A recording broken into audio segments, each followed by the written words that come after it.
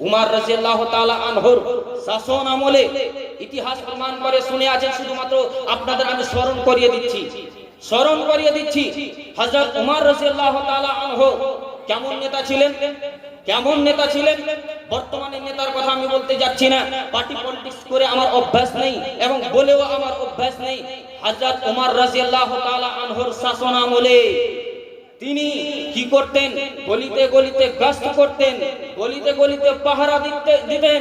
কার বাড়িতে কি হচ্ছে, কে কোন অসুবিধায় পড়ে আছে, কে কোন বিপদে পড়ে আছে, হযরত উমর রাদিয়াল্লাহু তাআলা আনহু গশত করতেন, গলিতে গলিতে চক্কর লাগাতেন। হযরত উমর রাদিয়াল্লাহু তাআলা আনহু এক জায়গায়, এমন জায়গায় পৌঁছে গেছেন, কানে আওয়াজ ভেসে আসছে, মা যেন বলছে বেটিকে, মা যেন বলছে মেয়েকে, এ মা তুমি এই দুধে পানি মিশ্রিত করে দাও, দুধে পানি মিশিয়ে দাও। বেটি যেন মাকে উত্তর দিচ্ছেন, মা দুধে পানি মেশানো যাবে না।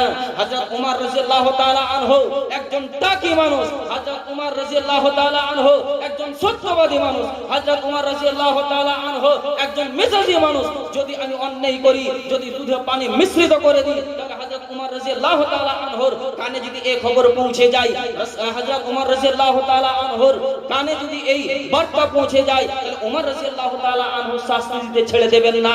এত টাকি মানুষ, এত কঠোর মানুষ, এত হকপন্থী মানুষ।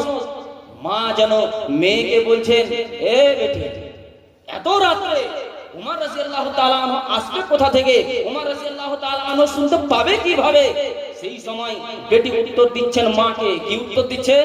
এ মা, মা জননী, যদিও হযরত উমর রাদিয়াল্লাহু তাআলা আনহু এই জায়গা পর্যন্ত পৌঁছাতে পারবেন না, এত গভীর রজনীতে হযরত উমর ফারুক রাদিয়াল্লাহু তাআলা আনহু যদিও আমাদের এই কাজগুলো দেখতে পাবেন না, কিন্তু মহান আল্লাহ পাক রব্বুল আলামিন আরশে আজিমের উপরে বসে আছেন। মহান আল্লাহ পাক রব্বুল আলামিন আমাদের দৃশ্য দেখবেন।